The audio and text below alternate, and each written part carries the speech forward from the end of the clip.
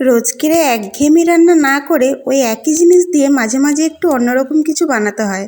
তাহলে কি হয়, মেজাজটা যেমন ফুরফুরে হয়, মুখের টেস্টটাও একটু পাল্টে যায়। তাই রোজকের সেই একই উপকরণ ডিম দিয়ে আমি আজকে একটু নতুন কিছু বানাতে চাইছি।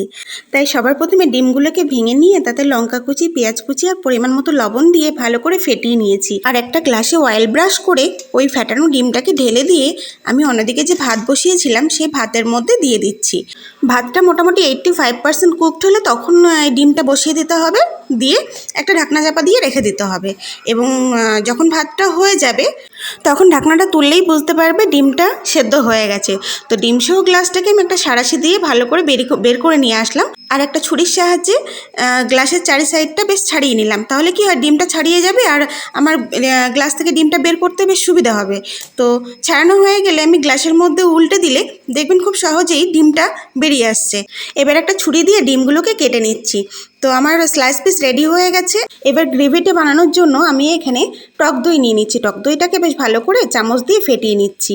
আর রান্না করতে তো মশলার প্রয়োজন হবে, তো সেই জন্য আমি আদা, রসুন, পেঁয়াজ আর কাঁচা লঙ্কাকে ভালো করে মিক্সিতে পেস্ট করে নিচ্ছি।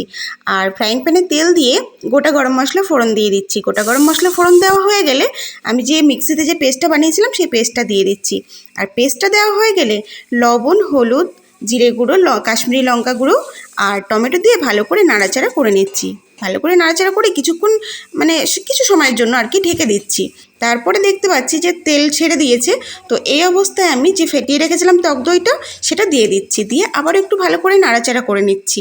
নাড়াচাড়া করার পরে যে বাটিতে আমি আর কি দইটা রেখেছিলাম সেই বাটিটা ধুয়ে সামান্য একটু জল আমি এই গ্রেভির মধ্যে দিয়ে দিচ্ছি। আর গ্রেভিটা যখন ফুটে উঠছে তখন যে স্লাইস পিসগুলো করে রেখেছিলাম সেই ডিমের স্লাইস পিসগুলো আমি দিয়ে দিচ্ছি। দিয়ে সামান্য একটু নাড়াচাড়া করে নিয়ে আমি ঢাকনা চাপা দিয়ে দিচ্ছি। আমি কিছুটা ধনেপাতা দেবো, তাই ভালো করে ধুয়ে নিয়ে একটা ছুরির সাহায্যে ভালো করে কুচি করে নিচ্ছি।